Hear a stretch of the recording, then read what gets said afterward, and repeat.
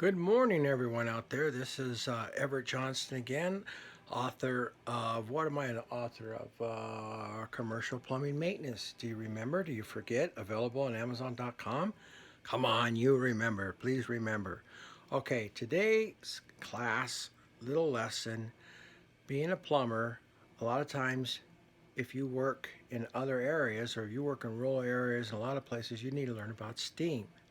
Basic plumbing will not really teach about steam, but you need a further education on steam applications. Now, steam is a process in buildings, okay, of basically operating equipment at some say it's less expensive to operate than it would be electricity or other ways.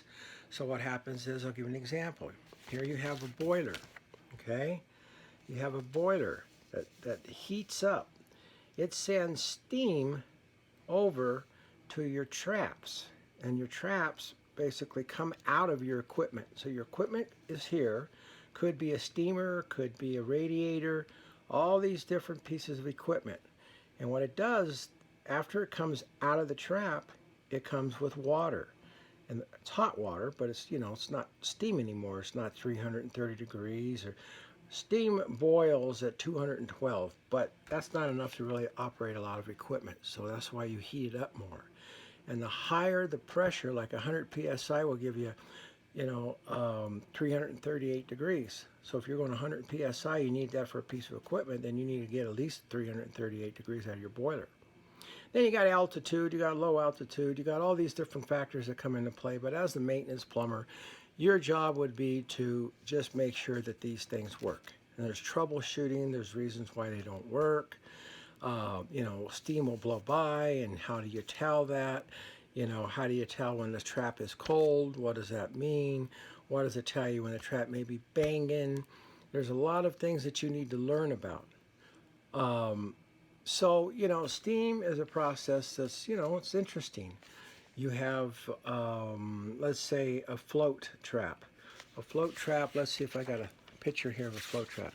Or a bucket trap. A bucket trap's really the simplest, because a bucket trap, the steam enters and it operates with a little float. So they call it a float trap. All right, something like this. Okay, so the steam enters, there's a little float that goes up and down like a toilet bowl. Okay, so the steam comes in. When the water builds up enough, then it lets it out. Then the water goes back to the boiler plant. Now, learning about these is very important because you can troubleshoot them. And the classes will teach you about, and it's more experience too. It's not just a class. You'll get let's say, what do they call it, stethoscope, and you can listen with the stethoscope. It's like a scope that you would use on cars if you were listening to the pistons. Now, I know they have newer cars, and I know, I'm not sure if they still use those. I'm an old guy.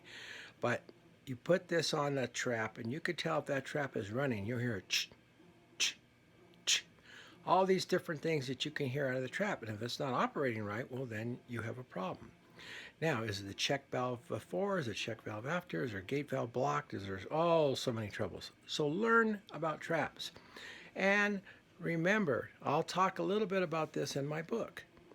Commercial Plumbing Maintenance, Amazon.com, $24.99. Buy it. Learn. Be all you can be. Okay, now, be honest, be fair. We'll talk to you next time. Have a great day.